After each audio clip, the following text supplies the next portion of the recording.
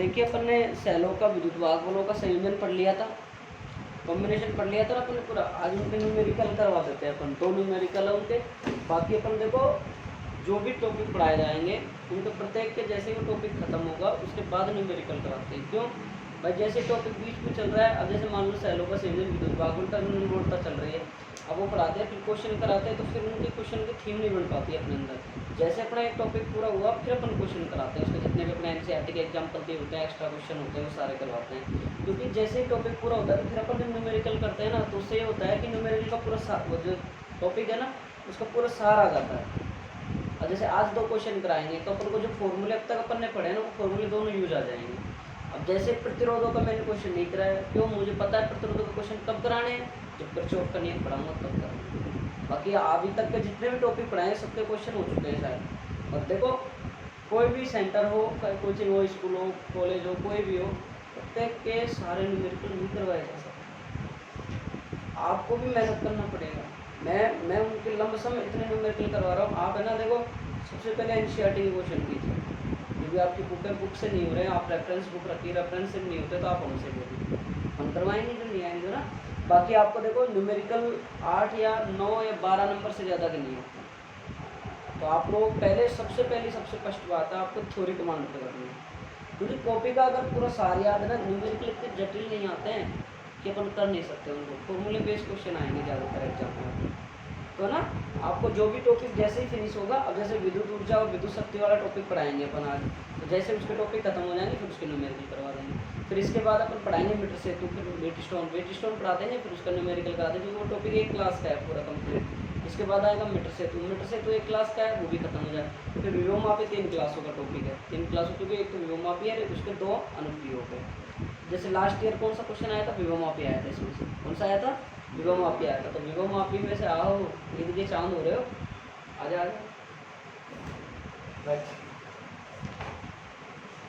है ना। तो जैसे लास्ट ईयर विभवमापी आ गया ना, तो अब की बार 100% या तो वेट स्टोन में से क्वेश्चन आएगा, तो चौक के नियम में से तो शॉर्ट क्वेश्चन आता है, ये न्यूमेरिकल आता है, या तो मीटर सेतु आएगा या वेट स्टोन आएगा।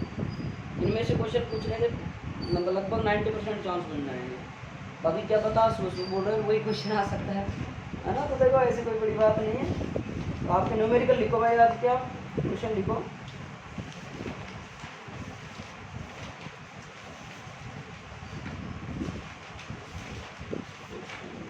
अपन ने पूरा हो गया था ना वहाँ से, हमारे एनसीईआरटी चलो मैं मेरे हिसाब से करवा रहा हूँ ना। तुम्हारे क्वेश्चन है नहीं, लेकिन फिर मैं करवा रहा हूँ सेलों का संयोजन क्वेश्चन है ना। तुम्हारे क्वेश्चन नहीं है बुक में। देखो चित्र में दिए गए विद्युत परिपथ की गणना कीजिए।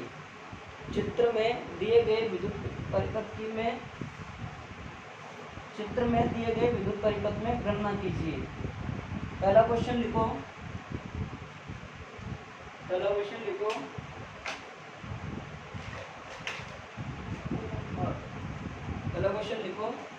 परिपथ में धारा, परिपथ में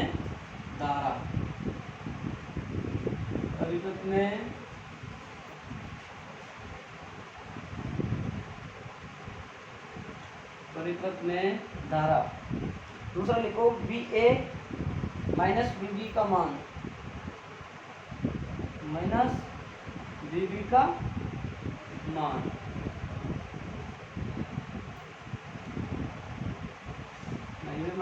तीसरा लिखो BA माइनस BC का मान।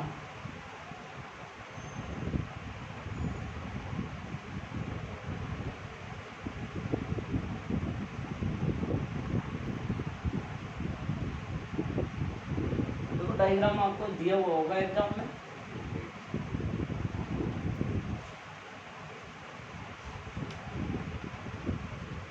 डायग्राम डाल दो, आपको एग्जाम में ऐसा कैसा दिया होगा, वो भी डायग्राम दिया होगा।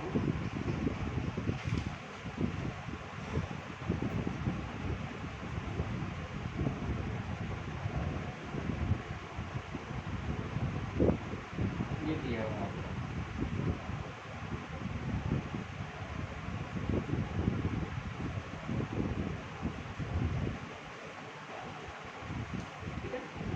बाकी देखो जितना पढ़ाया जा रहा है आपके एनसीईआरटी का आप कॉपी किताब जरूर देख लिया करो। मान लो मेरे से गलती से कोई टॉपिक छूट जाए तो आप मेरे को बता दिया करो। जो स्वाभाविक है अपने कोई टॉपिक मान लो निकल जाए दिमाग से तो निकल जाए तो आप मेरे को थोड़ा नोट करा दिया करो ना।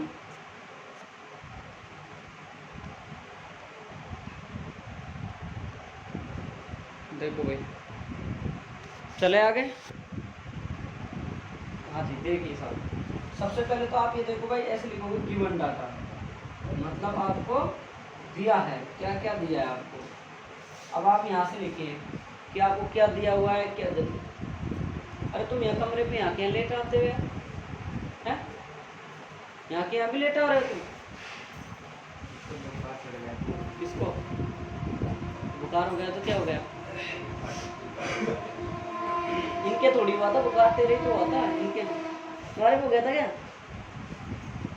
तो देखो भाई क्या क्या दिया आपको, देखो एक तो क्या दिया आपको R1 नहीं सॉरी R1 हाँ तो एक देखो एक तो आपको क्या क्या दिया हुआ है, एक तो R दिया हुआ है, एक E1 E2 दिया हुआ है, एक R1 R2 दिया हुआ है, एक R दिया हुआ है, ये दिए हुए हैं। सबसे पहले आपके लिखोगे सर E1 हमारे पास में कितना है 2 वोल्ट, E2 आपके पास में कितना है 4 वोल्ट, और R1 आपके पास 1 ओम नहीं R2 बराबर, और R1 बराबर 2 और कैपिटल R बराबर 5 ओम। ये जानते हैं ना चिन्ह किसका है? ओम का, उसका मात्रक है, किसका? प्रतिरोध का, है ना। अब आप देखो सबसे पहला क्वेश्चन अपन से क्या पूछा है कि परिपथ में धारा कितनी प्रवाहित होगी, परिपथ में धारा कितनी प्रवाहित होगी। अब आप सुनो पहले धारा कितनी प्रवाहित होगी इसमें से, तो धारा का फॉर्मूला मैंने क्या बताया था भाई, कुल विद्युत वाहक बल बटा कुल प्रतिरोध, ये फॉर्मूला बताया था अपन ने। तो I बराबर कुल विद्युत वाहक बल, कुल विद्युत वाहक बल बटे कुल प्रतिरोध, I बराबर कुल विद्युत वाहक बल तो कितना होगा E। अब यहाँ से कुल विद्युत वाहक बल बताओ मुझे यहाँ कितना होगा। देखो यहाँ से वापस देखो माइनस से प्लस, प्लस से किधर जा रहा है, माइनस से प्लस में जा रहा है तो अपोजिट है, अपोजिट है। और अरे इधर देख ले भाई, उतार लेना, यही रहेगा ये सारी चीज। इधर देखो प्लस से किधर जा रहा है, माइनस से किधर जा रहा है प्लस में, ये माइनस में आएगा। इधर किधर जा रहा है प्लस से माइनस में, तो ये इसमें आएगा प्लस में, तो क्या आ जाएगा E1 माइनस E2 आएगा कि नहीं आएगा। और ये कितना आ जाएगा R plus R1 plus R2, R बटा R1 प्लस R2, सही है ना। अब वैल्यू पुट कर दो आप यहाँ से, I बराबर E1 कितना है भाई आपके पास में, R1 तो है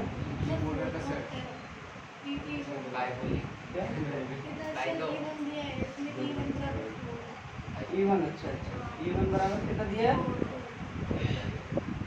4 माइनस 2 बटा कितना दिया 5 प्लस 1 प्लस 2, तो I बराबर 2 बटा 2 1 3 5 और 3 8, तो मतलब 1 बटा 4। तो 1 बटा 4 का भाग दे सकते हो आप, कितना आ जाएगा 0.4 दूनी 8 और 4 दूनी 20। I का मात्रक एम्पियर, ये A नहीं लिखोगे तो आधा नंबर उड़ जाएगा, तो मात्रक जरूर लिखोगे। सुन लिया मेरी बात। क्वेश्चन आपका पहला हो गया। दूसरा क्वेश्चन देखिए इसी में क्या दे रखा है आपको, क्या दे रखा है भाई आपका यहाँ से कि VA माइनस कितना करना है आपको, VA माइनस V A और B ये ज्ञात करना है आपको। तो देखो देखो भाई किधर चलना है आपको, आपको प्लस से माइनस की साइड में चलना है। तो आपको वो फॉर्मूला याद करो कौन सा, EVR में संबंध, टर्मिनल वोल्ट का आंतरिक प्रतिरोध और आंतरिक विभवांतर में संबंध क्या होता है भाई बताओ देखो। V बराबर E प्लस IR, और क्या हो जाएगा बताओ देखिए कि E माइनस V बराबर IR, क्या फॉर्मूला होगा बताओ। तो फिर क्या निकालना है हमको, VA माइनस VB तो निकालना है, तो क्या हो जाएगा E1 माइनस IR1। देखो ये कितना हो जाएगा, यहाँ से अपन इधर चल रहे थे ये तो प्लस में आएगा, इसके ऊपर कितना पोटेंशियल कितना प्रतिरोध विभव कितना ड्रॉप हो रहा है IR1, मतलब I और R1। फॉर्मूला क्या होता है बताओ, I बराबर क्या होता है V प्लस IR और E माइनस IR बराबर, यही तो होता है, यही दिखाया था मैंने। यहाँ से इसको पक्षांतर करके इधर ले गए और ये यू का यूज हो दिया, कोई दिक्कत।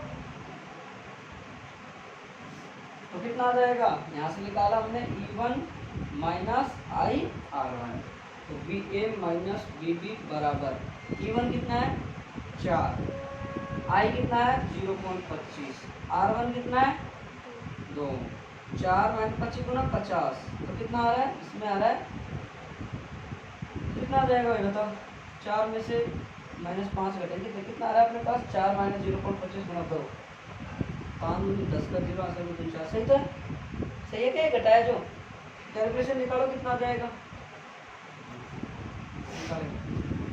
जो भी आए घटा लेना। अगला क्वेश्चन क्या था आपके पास में, तीसरा क्वेश्चन क्या था भाई, बी ए माइनस बी सी। अब बताओ ये कितना आएगा, देखो अब कहाँ से ज्ञात करना है आपको, ये ज्ञात करना है, मतलब इधर से यूँ चलना है, तो बताओ कितना आ जाएगा, देखो आपको इधर से यूँ चलना है, बताओ किधर, देखो माइनस से प्लस में जा रहे हो तो माइनस कितना आ जाएगा, बताओ इसमें कितना पोटेंशियल ड्रॉप होगा, ये बताओ क्या फॉर्मूला बन जाएगा, अरे ये समझ में आ गया कि नहीं आ गया, ये आ गया समझ में, ये बता दो आप, बता दो कितना आ जाएगा समझ में, बता दो फटाफट।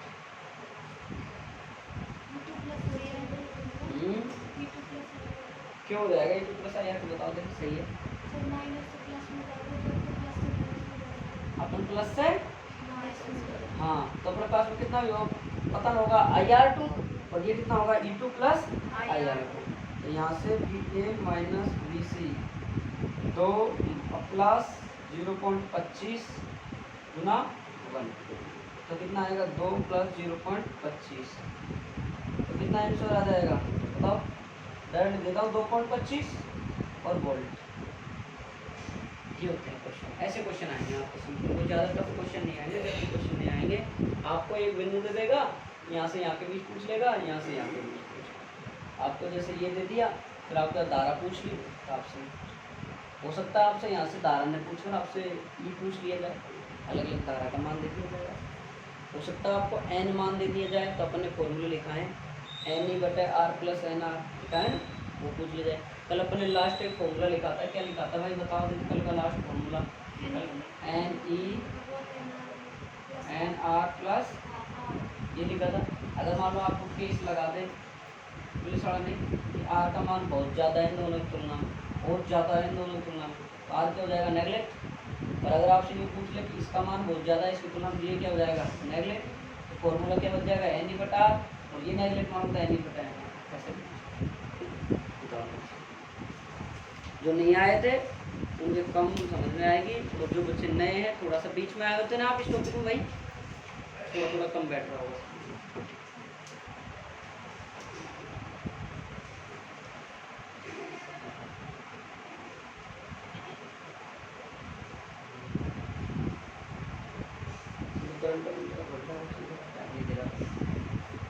एक क्वेश्चन ऐसा ही एक और दूंगा ना, वो आप कर लो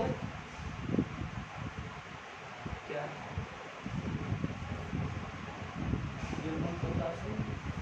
निकाल लो तो बता दो यार,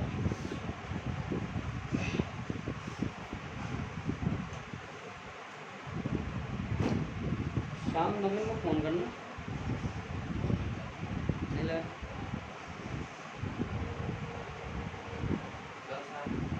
कोई बात नहीं, जैसे ये टॉपिक नहीं किया तो किरचॉफ के नियम से कर लेना जिसमें नहीं किया होगा ना, ये किरचॉफ के नियम बहुत अच्छे इंपॉर्टेंट टॉपिक है, ध्यान रखना, ये समझ में आ गया, इसमें कुछ भी नहीं है, आप जिधर चले हो देखो मैंने वही डायरेक्शन आपको समझाई थी, इसमें भी वही समझा रखी थी, वही खेल है पूरा का पूरा दोनों का, भाई देख लो आप, इसमें देख लो आप कहाँ से गए A से B की ओर, तो अपने पास में प्लस से माइनस के अंदर जा रहे तो क्या आएगा अपने पास में, इतना आ गया अपने पास में, कितना गया,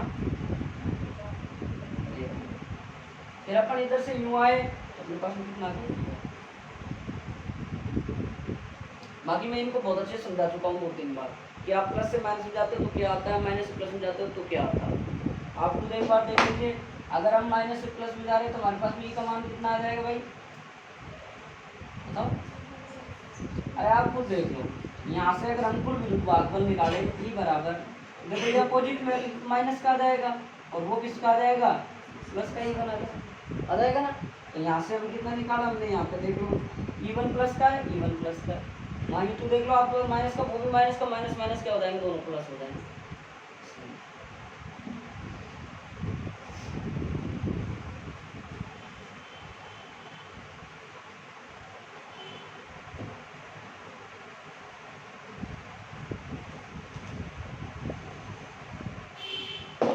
देखो अगला,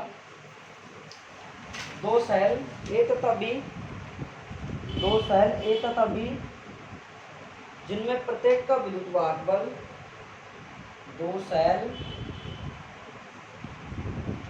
ए तथा बी जिनमें प्रत्येक का विद्युत वाहक बल 15 वोल्ट है, 15 वोल्ट है।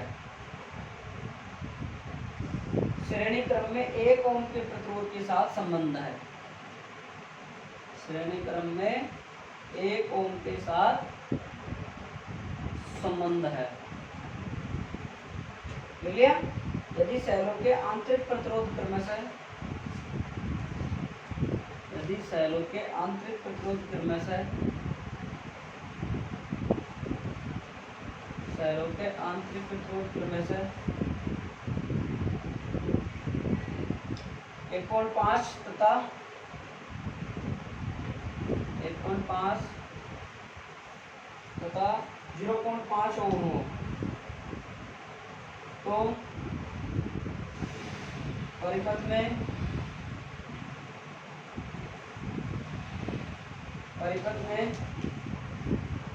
प्रवाहित विभवांतर, परिपथ में प्रवाहित विभवांतर, परिपथ में प्रवाहित विभवांतर तथा सेलों के सिरों पर विभवांतर ज्ञात कीजिए।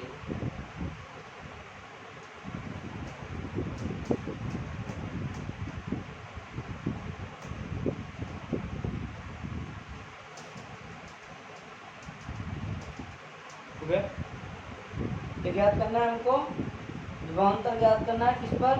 सेलों के सिरों पर। और परिपथ में प्रवाहित विभवांतर नहीं, धारा ज्ञात करो, इसको धारा लिखो, विभवांतर अपने गलत लिखवा दिया।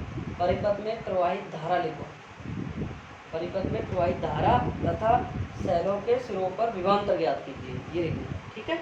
अब देखो अपने पास अपन को क्या निकालनी है? आई।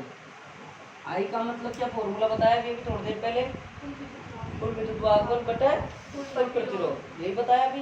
कुल विद्युत वाहक बल कितने लग रहे हैं? 2 सेल लग रहे हैं, एक सेल का मान मैंने लिखा 1.5 वोल्ट, 1.5 वोल्ट, 1.5 वोल्ट। इधर देख लो, अरे इधर देख लो, टोटल विद्युत वाहक का मतलब कुल विद्युत वाहक बल बटा कितना आ जाएगा? कुल आई बराबर कितना आ जाएगा? कुल विद्युत वाहक बल 1.5 है, 1.5 कितना हो जाएगा? 15 15 30, 30 का मतलब 3। टोटल प्रतिरोध कितना है? कैपिटल आर बराबर 1 ओम, स्मॉल आर 1 1.5 और 0.5, तो 1 प्लस 1.5 प्लस 0.5।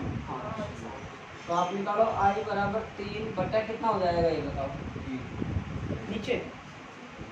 1.5 0.5 3, ऐसे कर लिया करो भाई।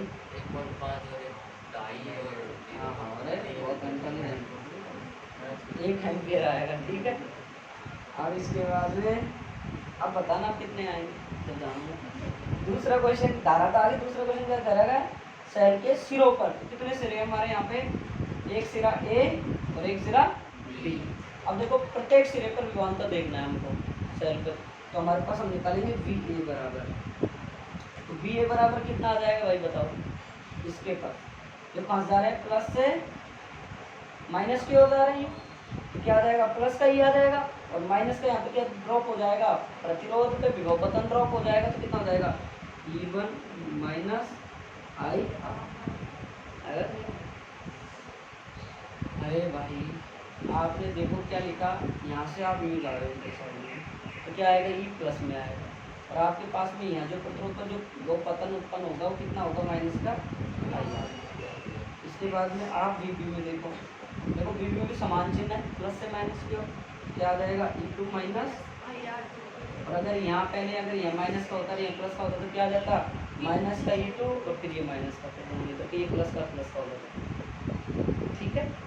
तो आप कर लोगे, दोनों मान रखो, यहाँ क्या रखोगे? E1 का मान रखना, यहाँ I का मान रखना, फिर R1 का मान रखना, यहाँ E2 का मान रखना, I का रखना, R2 कर लोगे ना घर से?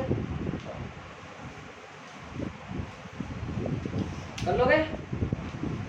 चेक करो ना कल कॉपी, क्योंकि बहुत से पैसे करते तब के डालने के बाद कॉपी को यूँ रख देते हैं संभाल के, पड़े रहा बाद में आराम से, बाद में तेरे को सुबह उठाऊंगा, है ना? पता है सुबह देखेंगे तो दिन नजाकत भरी हाथों से, जो भी होगा वो।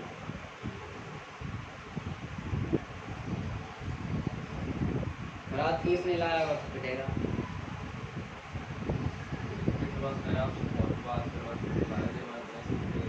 क्यों?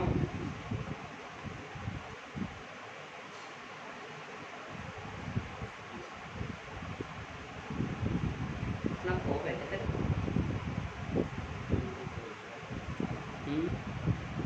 देखो आगे देखो भाई,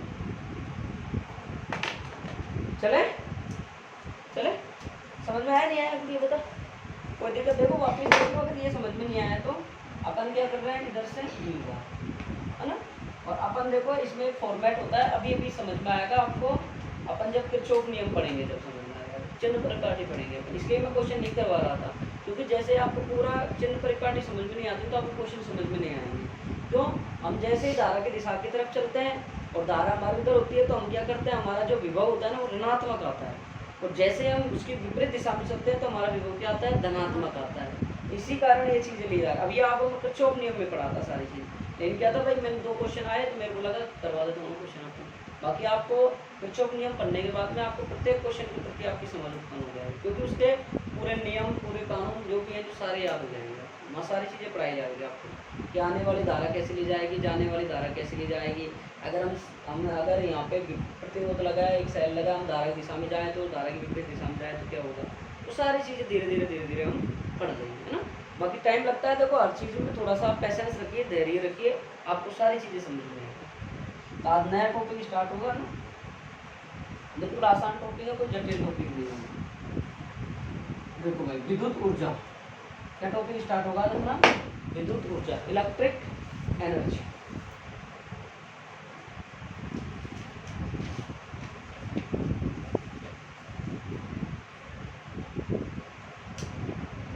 विद्युत ऊर्जा, इलेक्ट्रिक एनर्जी, बहुत ही अच्छा टॉपिक है, ध्यान से सुनना भाई। पढ़ाऊं? देखो भाई, आपके पास अपन ने क्या पढ़ा था, एक विद्युत अपघट्य पढ़ा था, नहीं पढ़ा था भाई? इसमें क्या भरा हुआ था, रसायन भरे हुए। देखो ध्यान से समझना ना, अच्छे समझना, आपको समझ में आ जाएगा।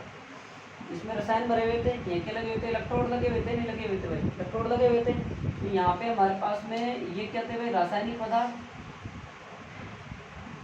तो रासायनिक जो पदार्थ थे ये क्या कर रहे थे, आपस में क्रिया कर रहे थे, रासायनिक अभिक्रिया कर रहे थे। जैसे आप देख लो, SO4 ले लो तो PB4 ले लो तो PbO+2 ऐसे रिएक्शन करते हैं ना, +2H+O2+ ऐसे NaCl Na+Cl- करते हैं। इस प्रकार से इन्होंने क्या की, रासायनिक क्रिया की। तो अपन ने क्या पढ़ाया था, सेल रासायनिक क्रिया करेंगे यहाँ पे, तो यहाँ पे क्या हो जाएगा, वो विद्युत ऊर्जा में चेंज हो जाएगा भाई। रासायनिक जो पदार्थ है वो रासायनिक पदार्थ क्या करते हैं भाई, विद्युत ऊर्जा में बदलता है, यही तो हमारा विद्युत सेल कहलाया था। अरे रासायनिक ऊर्जा को विद्युत ऊर्जा में बदलना ही क्या कहलाया था, हमारे पास विद्युत सेल कहलाया था। अभी इलेक्ट्रोड लगे, अब मैंने इसका क्या कर दिया, किसी तार से क्या कर दिया, तो मैंने संपर्क करा दिया, विद्युत उपकरण से इसको मैंने क्या कर दिया, जोड़ दिया। तो जैसे इसमें करंट फ्लो, तो रासायनिक अभिक्रिया में जो आयन है ये क्या करेंगे, गति करें, मतलब इसमें क्या होगा, आवेशों का प्रवाह होगा। तो आवेशों का प्रवाह होगा तो इसमें कोई कार्य होगा, और जो वो कार्य करने की दर है, जो कार्य किया गया कार्य है, वो ये हमारी क्या कहलाएगी, विद्युत ऊर्जा। तो किसी भी विद्युत सेलों के द्वारा परिपथ में आवेशों के द्वारा किया गया कार्य हमारे पास क्या कहलाएगी, विद्युत। आप सिंपल में समझिए, एनर्जी की बात कर रहा है, इलेक्ट्रिक एनर्जी मतलब विद्युत है आपके पास में, और विद्युत है भाई, ध्यान दें, विद्युत है। अब विद्युत क्या होती है कि जैसे हम कोई भी परिपथ में, हम किसी विद्युत परिपथ में हम उसको धारा से कनेक्ट करा देते हैं सर्किट से। तो जैसे हमने धारा कनेक्ट कराई तो ऑब्वियसली सी बात है, आप जानते हो उसमें चालक इलेक्ट्रॉन होंगे, वो गति करेंगे, मतलब आवेशों का क्या होगा, प्रवाह होगा। तो वो आवेशों का प्रवाह होगा तो कार्य तो करेगा वहाँ पे। तो वो कार्य ही जो हमने पढ़ा रखा है कि कार्य होता है ना, वो ही ऊर्जा में संचित होता है। तो कार्य बराबर ऊर्जा होती है, तो किया गया कार्य या फिर ऊर्जा ही क्या कहलाती है, हमारी विद्युत ऊर्जा। बात समझ में आ गया। विद्युत सेलों के द्वारा जो परिपथ में आवेश प्रवाह की ऊर्जा या आवेश प्रवाह के द्वारा किया गया जो कार्य है, वो कार्य हमारा क्या कहलाएगा भाई, विद्युत ऊर्जा। आप तो सिंपल समझे कि आपने कोई एक विद्युत अपघट्य ले लिया, तो उसमें रसायन भर रखा है, विलयन भर रखा है आपने, और जैसे उसमें रसायन अभिक्रिया कर रहे हैं, जैसे आपने उसका आपने इलेक्ट्रिक सर्किट से विद्युत उपकरण से संपर्क करवाया अपन ने, इलेक्ट्रॉनों का प्रवाह हो गया, आवेशों का प्रवाह हो गया, तो वो जो कार्य किया गया वो कार्य क्या कहलाएगा हमारे पास में, विद्युत उपकरण। आप समझ, बाकी ऐसे नहीं समझते हो तो 10वीं क्लास की डेफिनेशन आपने I बराबर Q बटा T रखा होगा कि एकांक समय में आवेश प्रवाह की जो दर होती है वो हमारी क्या कहलाती है, आपने पढ़ा होगा धारा का, पढ़ा है ना, वही चीज़। तो देखो लिख लो, नेक्स्ट लिखो किसी विद्युत, देखो कहीं एग्जाम में आपको लिखा आ जाए, ये नाम लिखा आ जाए ना, देखो विद्युत वाहक बल स्रोत, ये लिखा आ जाए, इसका मतलब ये हमारे पास में क्या होगा भाई, विद्युत शैली होगी, कंफ्यूज नहीं होना, ठीक है। लिखो, मैं दोनों नाम लिखा देता हूँ, किसी विद्युत वाहक बल स्रोत, किसी विद्युत वाहक बल, किसी विद्युत वाहक बल स्रोत, किसी विद्युत वाहक बल स्रोत, ब्रैकेट में लिखो विद्युत सेल के द्वारा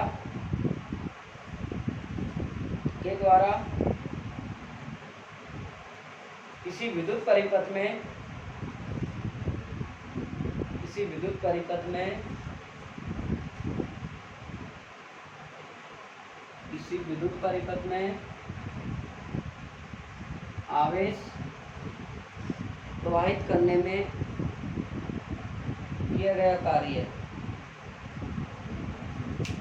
आवेश प्रवाहित करने में किया गया कार्य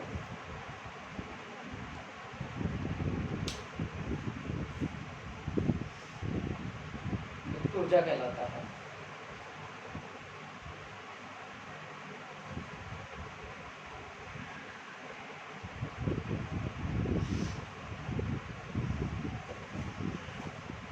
यदि किसी चालक में, यदि किसी चालक में I धारा प्रवाहित हो रही है, यदि किसी चालक में I धारा प्रवाहित हो रही है, यदि किसी चालक में I धारा प्रवाहित हो रही है, तो T समय में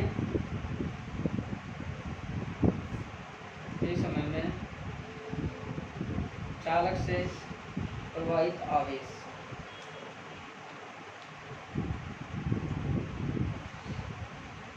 देखो साहब हम जानते हैं I बराबर क्या होता है, Q अपॉन T। माना हमारा कोई चालक था, उसमें क्या बह रही है, धारा बह रही है, कितने समय पश्चात, T समय पश्चात उसमें आवेश प्रवाह होंगे, यहाँ से निकालेंगे Q बराबर कितना होता है, I, हुआ कि नहीं होता, हो गया। तो इसमें ध्यान दो, ये आपकी 10वीं डेफिनेशन है, I बराबर Q अपॉन T, अपन ने बताया कोई परिपथ है उसमें I धारा बह रही है, T समय बाद आवेशों को प्रवाह होने की दर ज्ञात करनी है, तो यहाँ से Q निकाल के हमने दिया IT, ठीक है। अब हमने क्या किया, सेलों को हमने विभवांतर उत्पन्न करवाया या हमने विद्युत उपकरण से जुड़ाया। तो जैसे अपने टर्मिनल विभवांतर डेफिनेशन का पढ़ी थी कि विभव से एक पॉइंट से दूसरे पॉइंट तक जाने में किया गया कार्य हमारे पास विभवांतर कहलाता है। विभवांतर क्या कहलाता है, कोई भी बिंदु आवेश को एक बिंदु से दूसरे बिंदु तक ले जाने में किया गया कार्य क्या कहलाता है, विभवांतर कहलाता है। ये हमने पहले पढ़ा चुके हैं, लेकिन आपको समझा रहा हूँ। जैसे ये आपके पास में बी है और ये एक बिंदु से दूसरे बिंदु तक ये आवेश रखा हुआ, यहाँ से यहाँ तक ले जाने में किया गया जो वर्क डन है वो ये हमारे क्या कहलाएगा, विभवांतर कहलाएगा। तो बी बराबर कितना आता है भाई, डब्ल्यू अपॉन कितना आता है, क्यू आता है। आता है कि नहीं आता है भाई, हम ये क्यों कर रहे हैं फालतू लफड़ान, हमने डेफिनेशन पढ़ा है आवेशों को प्रवाहित करने में किया गया कार्य, तो डब्ल्यू का मान तो निकालना ही है आपको, डब्ल्यू का मान तो निकालना ही है। अगर आप पहले ये नहीं करते, आप पहले डब्ल्यू का मान निकालो, तो डब्ल्यू बराबर कितना आ जाएगा भाई, क्यू भी आ गया। अब आप यहाँ से ये सोचो आप क्यू का मान कैसे निकालो, तो क्यू का मान ऐसे निकलेगा, मैंने पहले निकाल दिया, चाहे आप बाद में निकाल दो, चाहे आपके ध्यान नहीं रहता है तो आप यहाँ से अनुमान लगा सकते हो कि मुझे किसका मान चाहिए, क्यू का मान चाहिए। तो यहाँ से मैं क्या कर सकता हूँ, एक का मान किसमें रख दूँ, दो में, डब्ल्यू बराबर कितना आ गया, आई पी, समीकरण नंबर कितना आ गया, आ गया कि नहीं आ गया। अब आप एक डेफिनेशन और लगा सकते हो, या तो आप इसको लिख लो कि आई बराबर क्या फॉर्मूला होगा बताओ, आई बराबर फॉर्मूला बताओ मुझे, या वी बराबर बता दो कितना होगा, वी बराबर कितना होता है, आई आर नहीं होता है क्या, नहीं होता, अरे यार वी समानुपाती आई, वी बराबर आई आर, आई आर को यहाँ रख सकते हैं, वी का फॉर्मूला रख सकते हैं, नहीं रख सकते, यहाँ वी का मान रखने पर W बराबर कितना आ गया भाई, आई स्क्वायर आर टी। कितना आ गया अपने पास में, आई स्क्वायर आर टी आ गया। अब आपके पास में देखो यही आपके पास में क्या कहलाएगी, यू। मतलब हमारा किया गया कार्य किसमें संचित हो जाता है, ऊर्जा में संचित हो जाता है। तो U बराबर W बराबर क्या आ गया, आई स्क्वायर आर टी। तो इसका मात्रक देखिए आप, बताओ ये मात्रक क्या हो जाएगा, बताओ कितना हो जाएगा बताओ।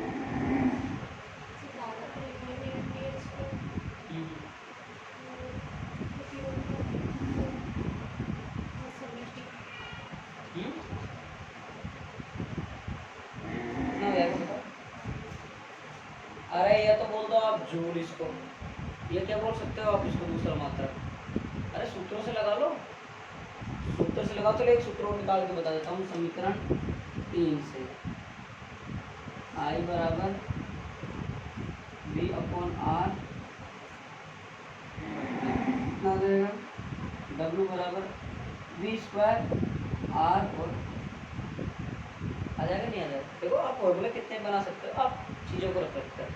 इसके बाद में आपका मात्रा कितना हो जाएगा कि आपका पास में कितना हो जाएगा, जूल। और जूल के अलावा भी आप लिख सकते हो वाट गुना सेकंड भी लिख सकते हो। आप क्या लिख सकते हो, वाट गुना सेकंड भी लिख सकते हो। बाकी आप इसको क्या लिख सकते हो, देखो भाई मात्रा क्या होगा, कार्य का मात्रा क्या होता है, और बीमा क्या होगी, m1 L2 माइनस 2 हो जाएगी। ठीक है, आपका बीमा लिखूं,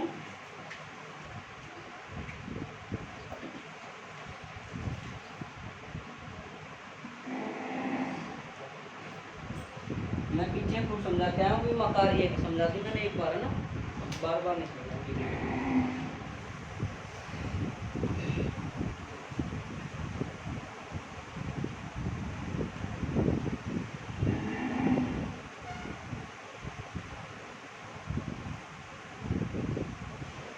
ये मैंने पढ़ाया था नहीं, लेकिन ये आगे काम आएगा। आपने पढ़ा 10th क्लास में जूतापन नियम, उसमें ऊर्जा वो नियम है।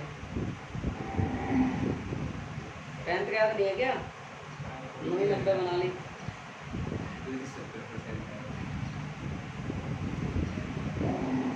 सही है भाई, सही है। डायग्राम तो बनाने की आवश्यकता है नहीं, समझने के लिए बना होता हूँ।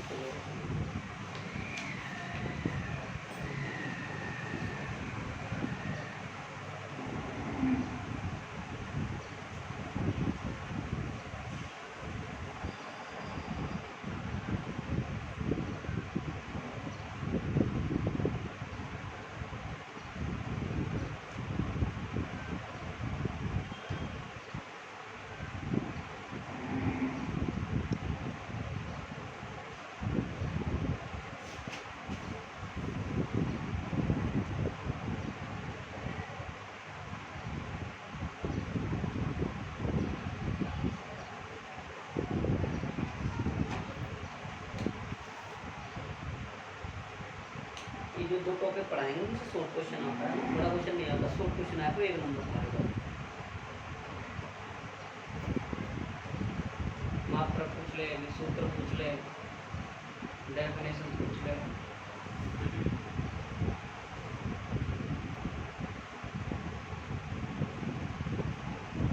चलो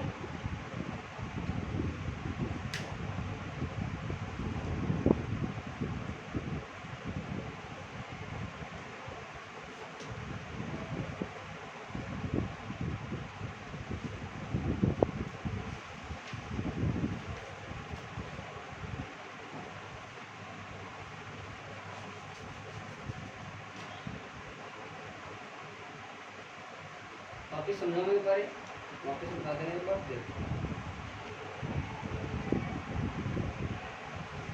देखो हो गया। देखो अपन ने क्या किया, विद्युत ऊर्जा क्या होती है कि हमारे पास कोई विद्युत सेल द्वारा किसी परिपथ में से जो आवेश प्रवाह हो रहे हैं उनको जो कार्य किया जा रहा है वो कार्य की दर क्या कहला रही है हमारे पास में, विद्युत ऊर्जा। ठीक है, इसके बाद में आपने पढ़ा आई बराबर आवेश बटे समय। यहाँ से क्यों निकाल लिया, विभवांतर क्या होता है एक बिंदु से दूसरे बिंदु तक ले जाने में किया गया कार्य क्या कहलाता है? हमारा विभवांतर कहलाता है। W निकाला हमने, Q भी हो गया, Q का मान रखा ये हो गया। फिर आप इतना तो आपने समझते हो, ये वैल्यू आ गई तो आपको पता है, तो I का मान रखो, ये B का मान रखो, किससे? ओम के नियम से। इतना तो आप भी जानते हो। दोनों मान रखे हमने, ये निकाला। मात्र जूल या वाट सेकंड होता है, बीमा ये होती है आसपास। अब देखो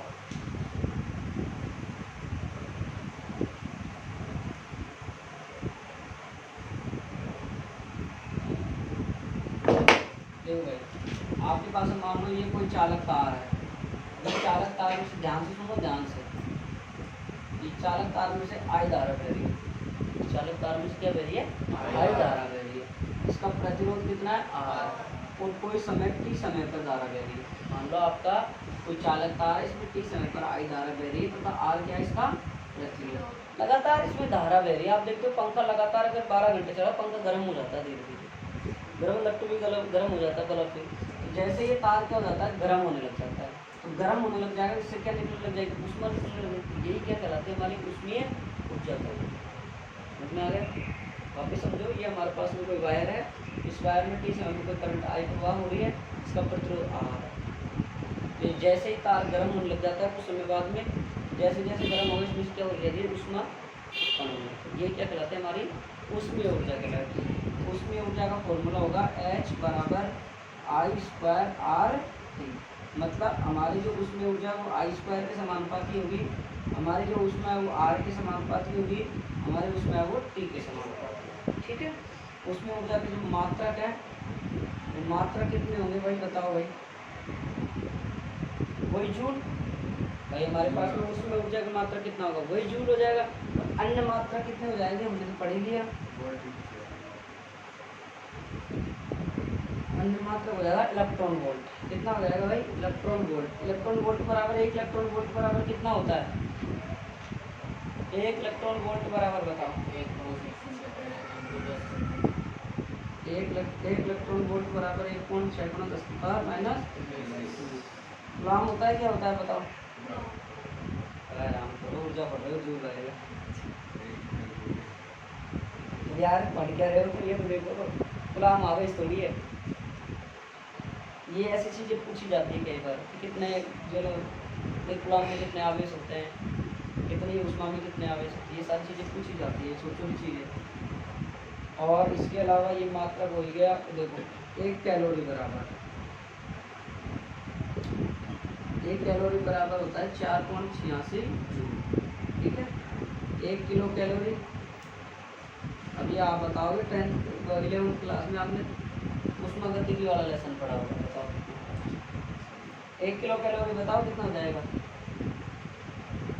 वही होगा 4.86 जूल। दोनों तीनों मान याद रखना, ये आते हैं एग्जाम। अन्य मात्रा इलेक्ट्रॉन वोल्ट कितना था? 1.6×10⁻⁻19 जूल। 1 कैलोरी का मान कितना होता है? 4.86 जूल। जैसे कई बार दे देते हैं I²R/T/J, यहाँ मानने के लिए 4.86 को भाग दिया जाए। डेफिनेशन लिखाओ, देखो नोट लगा के लिख लो। जब किसी चालक तार में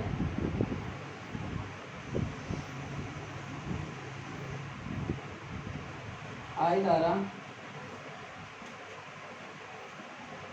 प्रवाहित हो रही है,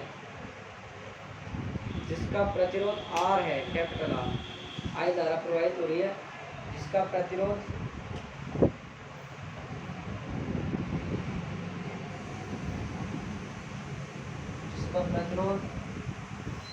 R है, इसके आगे देखो, और T समय तक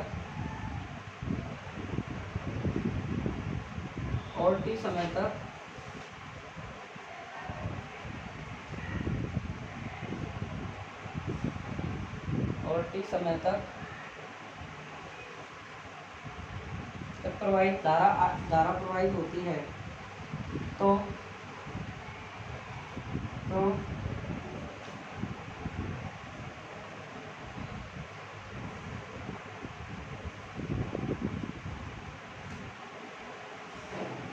जिस समय तक धारा प्रवाहित होती है तो तार गर्म हो जाते हैं।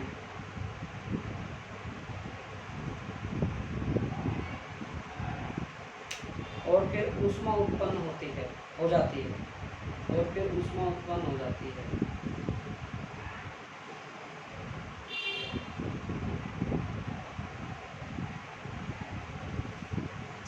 देखो भाई, ये लिख लिया, ये फॉर्मूला होता है W बराबर JH, ये ऊष्मा का फॉर्मूला होता है। ठीक है, इसका मात्रक जूल होता है। H बराबर प्रोग्राम होता है किया गया कार्य बटा जूल, मतलब ऊष्मा ना। यहाँ से आपने भाग देखो W का मान अभी भी आपने निकाला, I²RT निकाला है थोड़ी देर पहले, ये मान रख सकते हो आप यहाँ पर लिख लिया। बाकी ये एक्स्ट्रा में है, बाकी ये यहाँ तक निकाल लो आप, काफी है। बाकी आप इतना ना करके आप ऊपर वाला फॉर्मूला लिख लो।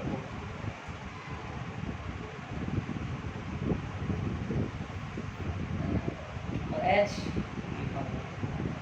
देख लिया, H क्या है आपका ऊष्मा जो किलो कैलोरी में मापी जाती है।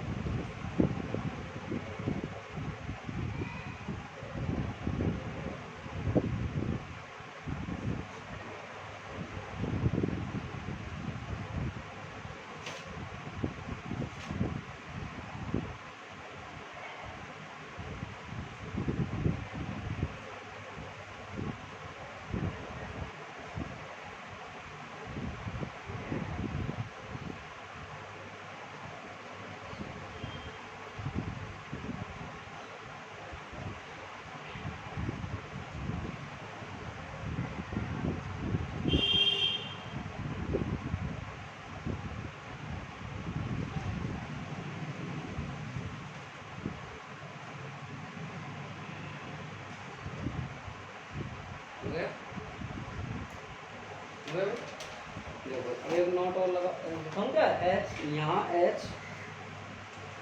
H ऊष्मा है, यहाँ H ऊष्मा है जिसे किलो कैलोरी में मापा जाता है, इसे किलो कैलोरी में मापा जाता है, किलो कैलोरी में मापा जाता है।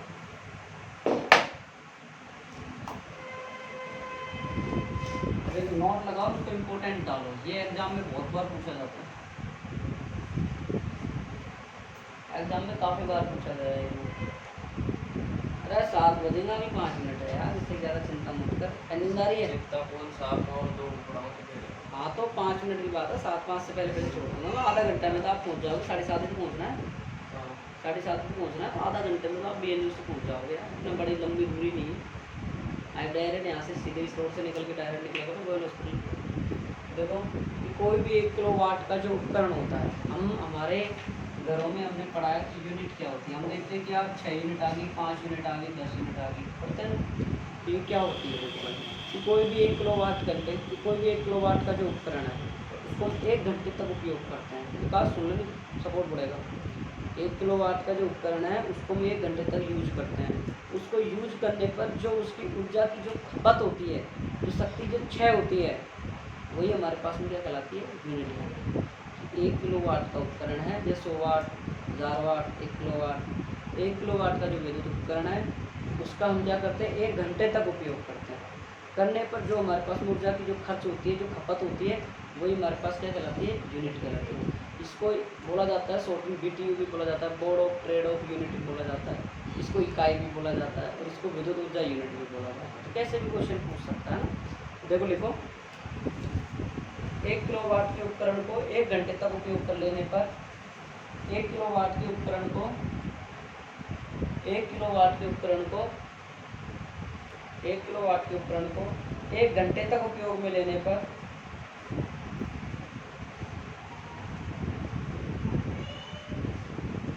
1 किलोवाट के उपकरण को 1 घंटे तक उपयोग में लेने पर खर्च ऊर्जा खर्च ऊर्जा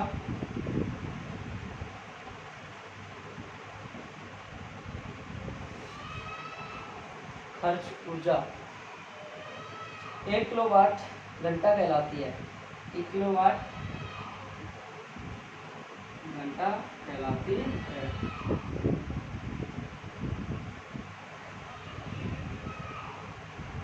1 किलोवाट घंटा कहलाती है। इसे बोर्ड ऑफ ट्रेड यूनिट, इसे board of trade unit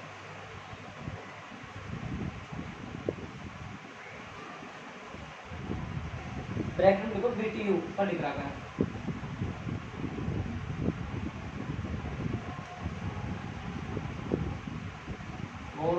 per unit या बीटीयू या यूनिट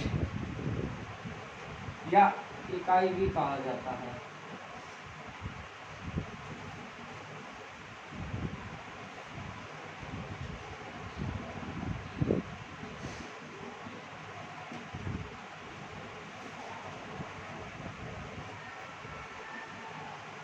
देखो ये बहुत बार पूछा गया क्वेश्चन है, क्या कहा था, ये तो आपको हिंदी में लिखा दिया, इसमें से क्वेश्चन आ सकता है। और आपसे पूछ ले ये विद्युत इकाई किससे मापा जाता है, क्या कहते हैं क्या नहीं कहते हैं, बीटीयू क्या होता है, इसका पूरा नाम बताइए, सारी चीज़ें पूछ सकते हैं। 1 किलो विद्युत यूनिट में होता है 1 किलोवाट घंटा। क्या 1 किलोवाट का उपकरण को 1 घंटे तक यूज करने पर जो ऊर्जा की खपत होती है, जो ऊर्जा खर्च होती है, वो ये हमारी क्या कराती है, 1 किलोवाट घंटा यूनिट कराती है। आप डेफिनेशन भूल जाओ, ऐसे याद रखो, 1 किलो यानी 1 किलोवाट का उपकरण, या आवर्स यानी घंटे, 1 घंटे तक यूज करने पर जो ऊर्जा खर्च होगी वो ये हमारे पास में, और जो ऊर्जा खर्च होती है उसकी दर क्या कहलाती है, शक्ति कहलाती है। क्या कहलाती है, शक्ति कहलाती है। W क्या हमारे पास शक्ति है, ये इसका मात्रक शक्ति का क्या होता है, वाट होता है। शक्ति का मात्रक क्या होता है भाई, वाट होता है। शक्ति क्या होती है कि कोई भी कार्य करने की दर या जो खर्च की गई ऊर्जा की जो दर है वही क्या कहलाती है, हमारी शक्ति कहलाती है, जो नेक्स्ट टॉपिक होगा हमारा। तो बाकी ये इसको लिखते देखो, 1 किलोवाट में कितने वाट होते हैं, 1000 होते हैं। 1000 हमने लिख दिया, ये ना वाट का वाट लिख दिया, ध्यान समझो। आवर्स में देखो 1 घंटे में कितने सेकंड होते हैं, 3600। 60 मिनट गुणा 60 सेकंड, 60 मिनट गुणा 60 सेकंड।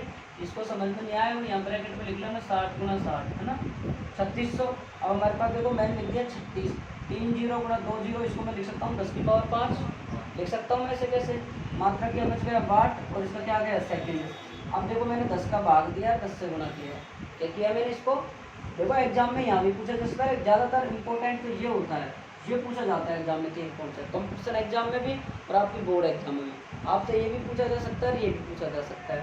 10 का गुना किया, 10 का क्या दिया हमने, इसमें भाग दिया। तो देखो 10 का भाग देने पर तो पॉइंट लगा सकते हैं, हम यहाँ लगा सकते हैं, एक अंक छोड़ के। इसके बाद में यहाँ 10 से गुना किया तो 5 और 1 0 क्या होगी 6, और वाट गुना सेकंड। ओके समझ,